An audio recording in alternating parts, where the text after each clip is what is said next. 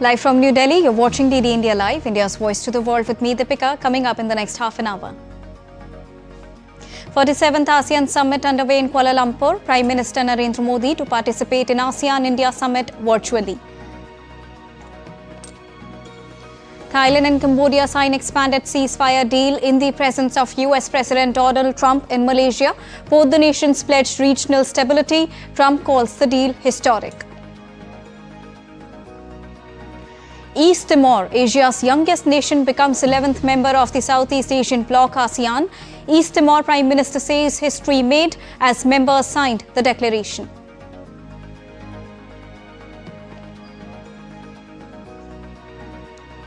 Vice President of India CP Radhakrishnan on a two-day visit to Seychelles to represent the country at the swearing-in ceremony of newly elected President Dr. Patrick Hamini.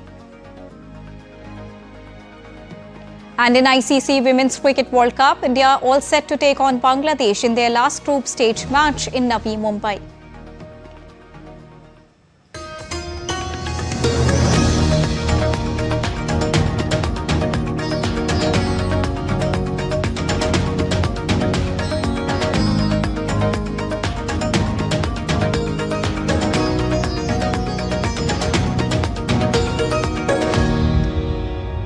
Good afternoon to all the viewers joining us at this afternoon broadcast. To begin with the latest, world leaders gathered in Kuala Lumpur as Malaysia is hosting world leaders for the 47th ASEAN Summit. ASEAN is central to India's Act East policy, serving as a cornerstone for economic, strategic and cultural engagement across the Indo-Pacific. Prime Minister Narendra Modi is all set to join the ASEAN India Summit virtually. Earlier this week, Prime Minister Narendra Modi spoke with the Prime Minister Anwar Ibrahim and extended greetings on Malaysia's assumption of the ASEAN chairmanship. He conveyed best wishes for the successful conduct of the ASEAN-related summits under Malaysia's leadership. Prime Minister reaffirmed India's commitment to further strengthening the ASEAN-India Comprehensive Strategic Partnership.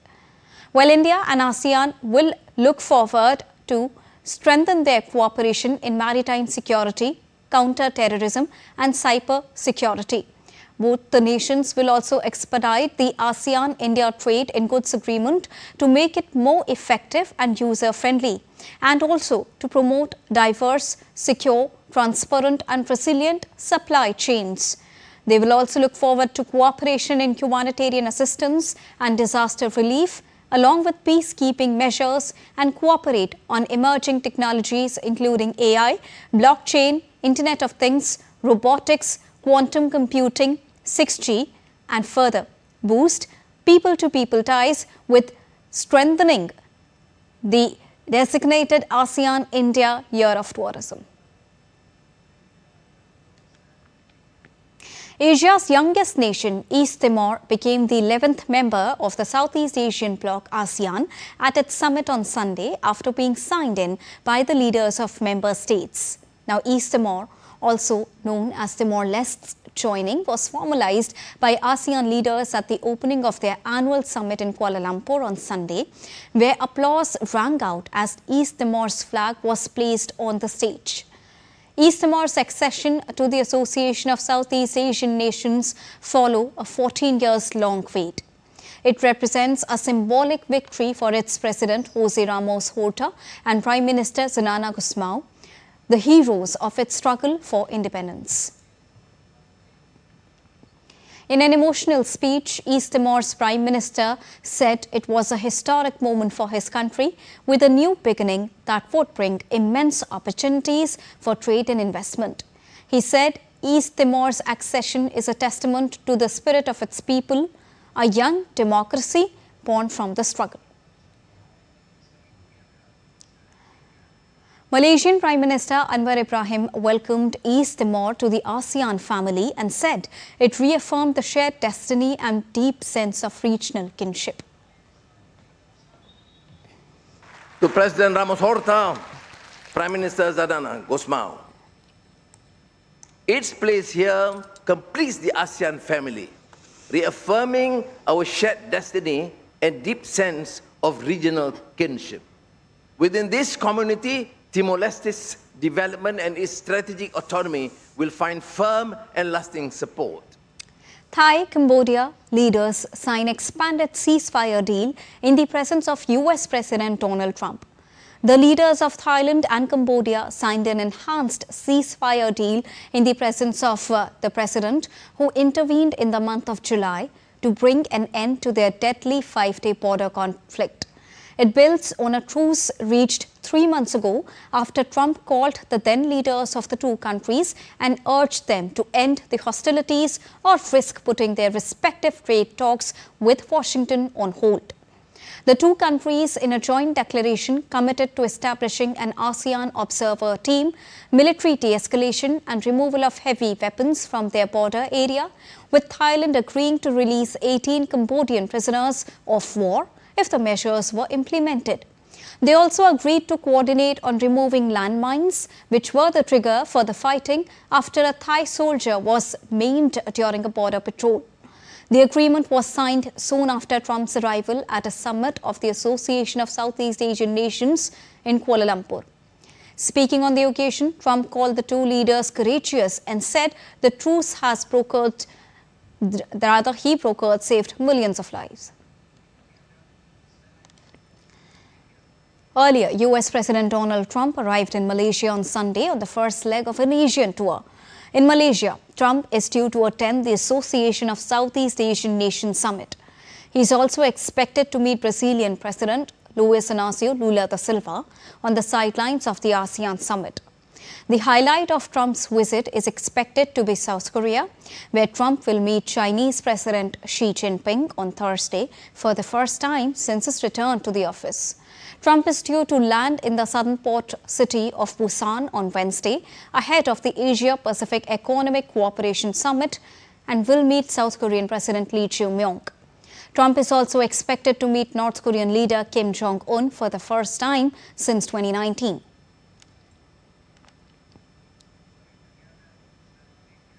US President Donald Trump announced on Saturday that he is increasing tariffs on Canadian goods by an additional 10% in response to a Canadian ad featuring late US President Ronald Reagan. Trump announced the higher tariffs in a Truth Social post on Saturday, referencing the ad that features a video of former President Reagan. Trump called the advert a fraud and lashed out at Canadian officials for not removing it ahead of the World Series Baseball Championship. He said, and I quote him, "Because of their serious misrepresentation of the facts and hostile act, I am increasing the tariff on Canada by 10% over and above what they are paying now," unquote. Trump posted the message while he was aboard Air Force One on his way to Malaysia, the first stop on a trip through East Asia that will largely focus on trade issues. The announcement came 2 days after Trump said he had terminated all trade talks with Canada over what he called fake ad campaign. Moving on, US President Donald Trump on Saturday said Hamas needs to start returning the bodies of deceased hostages quickly to ensure that everlasting and strong peace is maintained in the Gaza city. Trump said that he will be observing the actions of Hamas for the next 48 hours and see whether they return the bodies of the deceased hostages which can be reached. Trump wrote in a Truth Social post that some of the bodies are hard to reach, but others they can return now, and for some reason they are not. And perhaps it has to do with their disarming, but when he said both sides would be treated fairly, that only applies if they comply with their obligations. Now, while all the living hostages have been returned from Gaza, the remains of 13 deceased hostages have not been handed over by Hamas.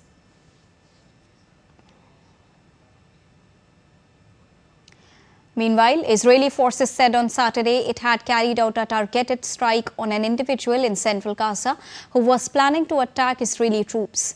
The IDF in a social media post said that it conducted a precise strike in the Nuseirat area in central Gaza, targeting a terrorist from the Islamic Jihad terrorist organization who planned to carry out an imminent attack against IDF troops. The IDF further stated that Israeli troops in the Southern Command are deployed in the area in accordance with the ceasefire agreement and will continue to operate to remove any immediate threat. US President Donald Trump on Saturday thanked Qatar's Emir and Prime Minister for being a big factor in helping secure a Gaza ceasefire deal. US President Donald Trump met with the Emir of Qatar, Emir Sheikh Tamim bin Hamad Al Thani, and Foreign Minister Sheikh Mohammed bin Abdul Rahman bin Jassim Al Thani on board Air Force One during a refueling stop at Al Udeid Air Base near Doha. Trump said the duo had played a crucial role in the Middle East peace process, adding that Prime Minister Sheikh Mohammed bin Abdul Rahman Al Thani had been his friend to the world. Qatar has played a key mediating role in indirect talks between Israel and Hamas since the outbreak of the conflict and is among the guarantors of Gaza peace deal along with Egypt, United States and Turkey.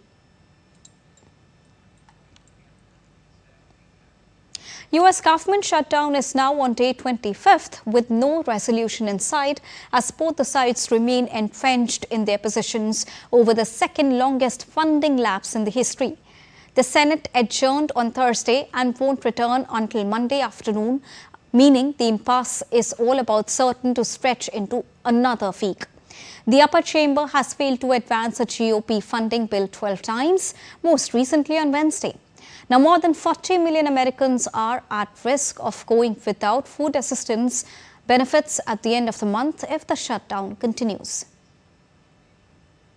The US Department of Agriculture said on Saturday that food benefits under one of the country's biggest social assistance programs will not be issued next month amid the ongoing federal government shutdown. Governors in Louisiana and Virginia declared states of emergencies this week to make funds available to help with hunger relief in anticipation of SNAP benefits not being issued next month. Tensions are mounting between US and Venezuela as the Caribbean country is conducting military exercises to protect its coast against any potential covert operations as the United States expand its regional military presence. The move comes a day after the Pentagon ordered the deployment of an aircraft carrier strike group into the region, an escalation of the ongoing campaign of deadly attacks on alleged drug smuggling boats that have killed at least 43. Now, since the 2nd of September, US forces have bombed 10 alleged drug boats, with 8 of the attacks occurring in the Caribbean. Trump accuses Venezuelan President Nicolas Maduro of leading a drug cartel, which Maduro denies. Since August, Washington has deployed a fleet of 8 US Navy ships, 10 F-35 warplanes, and a nuclear-powered submarine for anti-drug operations. But Caracas maintains these maneuvers mask a plan to overthrow the Venezuelan government. The aircraft carrier USS Gerald R. Ford will enter the region to join the fleet.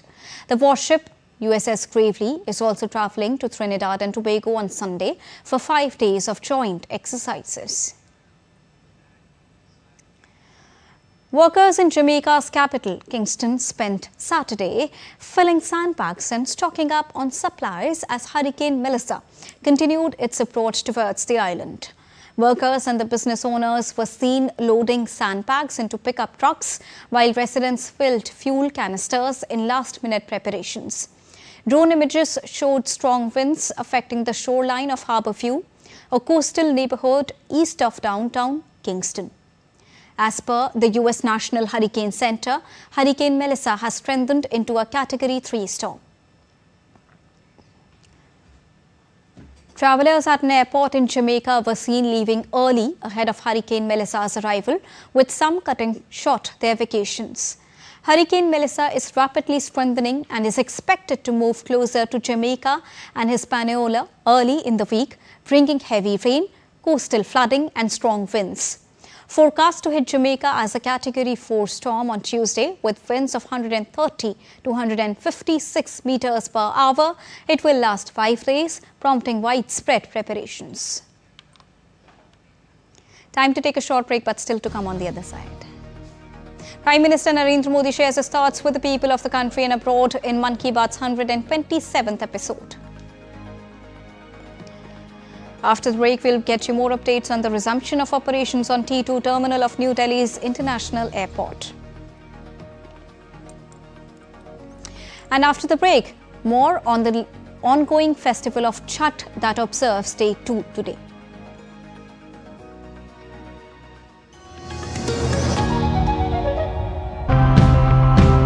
Sometimes even the smallest things like changing our food habits or nurturing a patch of land or rethinking our relationship with the animals around us can spark a transformation that reaches way beyond ourselves. Neighborhood Group joined forces with the local cafe to launch Feeding Forward, a program that distributes surplus food to street dogs. The idea is to reduce both waste and animal aggression. Familial Forestry emphasizes that we are ready to own a responsibility to nurture that particular tree like a green member of family. Our vision for this is to have every rooftop in Chennai covered by a vegetable green garden. Sindhu's solution is a fresh salad delivery service called Salada.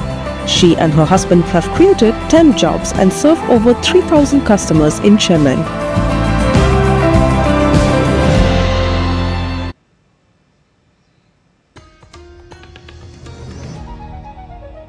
Welcome back. After that short break, you're watching DD India Live. Well, in his first overseas visit since assuming the office, Vice President CP Radhakrishnan emplaned for Seychelles to attend the swearing-in ceremony of President-elect Dr. Patrick Hermini. Seychelles is an important partner under India's Mahasagar vision for bolstering relations across the Indian Ocean and in the country's commitment to the Global South. During the visit, Vice President CP Radhakrishnan will convey India's felicitations to Hermini and reaffirm the close, long-standing and time-tested relationship between the two countries. The visit is expected to reaffirm the close, long-standing ties between India and Seychelles, spanning cooperation in security, development and maritime affairs. Delhi's Indira Gandhi International Airport reopened its upgraded Terminal 2 on Sunday.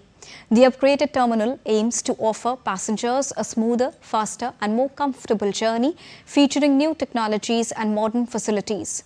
One of the biggest additions to the terminal is the self-package drop system, allowing the passengers to check in their luggage independently, reducing waiting time at the counters. The terminal now features 6 new passenger boarding bridges for faster boarding and deboarding.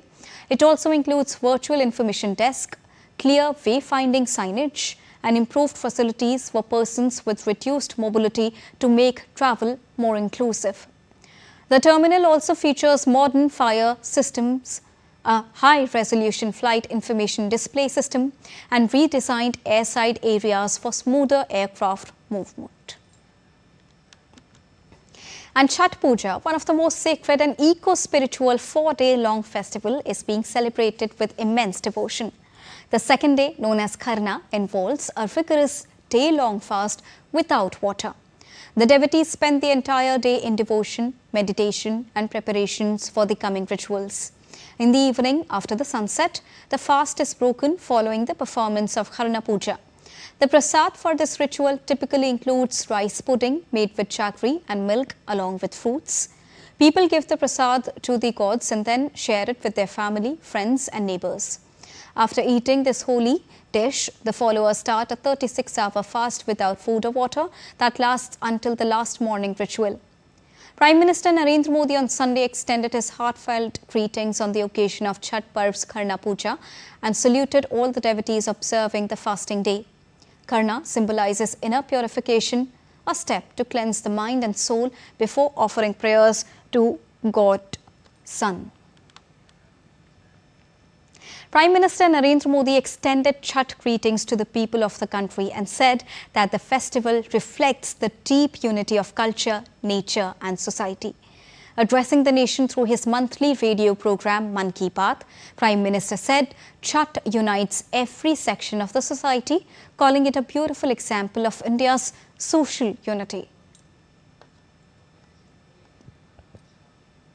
Chhath का महापर्व संस्कृति, प्रकृति और समाज के बीच की गहरी एकता का प्रतिबिंब है। छठ के घाटों पर समाज का हर वर्ग एक साथ खड़ा होता है। ये दृश्य भारत की सामाजिक एकता का सबसे सुंदर उदाहरण है। आप देश और दुनिया के किसी भी कोने में हो, यदि मौका मिले तो छठ उत्सव में जरूर हिस्सा लें। एक अनोखे अनुभव को खुद महसूस करें। मैं छठी मैया को नमन करता हूं। सभी देशवासियों को, विशेषकर बिहार, झारखंड और पूर्वांचल के लोगों को छठ महापर्व की शुभकामनाएं देता हूं। Prime Minister Narendra Modi has always championed the spirit of Swadeshi and encouraged the use of indigenous products. In his latest Mann Ki Baat address, Prime Minister spoke about Indian coffee that is gaining popularity across the world. He also highlighted the strength of Indian bred dogs and urged the people to witness their display of prowess during the Unity Day parade at Ekta Nagar in Gujarat. Ki Baat program, Prime Minister Narendra Modi often brings to light various aspects of India's rich culture and traditions. His consistent emphasis has been on the idea of vocal for local. Known for his fondness for tea, the Prime Minister this time spoke about coffee cultivated in India. After mentioning Araku coffee earlier, he discussed Koraput coffee from Odisha, known for its distinct taste. Many people in Koraput have left their corporate jobs to take up coffee farming, finding both respect and success in the process. Today, India ranks as the world's 7th largest coffee producer, and Indian coffee continues to earn global recognition. Bharat की coffee बहुत लोकप्रिय हो रही है। चाहे कर्नाटका में चिकमंगलूर, कुर्ग और हासन हो, तमिलनाडु में पुलनी, शेवरॉय, नीलगिरी और अन्नामलाई के इलाके हो, कर्नाटका तमिलनाडु सीमा पर बिलीगिरी क्षेत्र हो, या फिर केरला में वायनाड, त्रावणकोर और मालाबार के इलाके, भारत की कॉफी की डाइवर्सिटी देखते ही बनती है।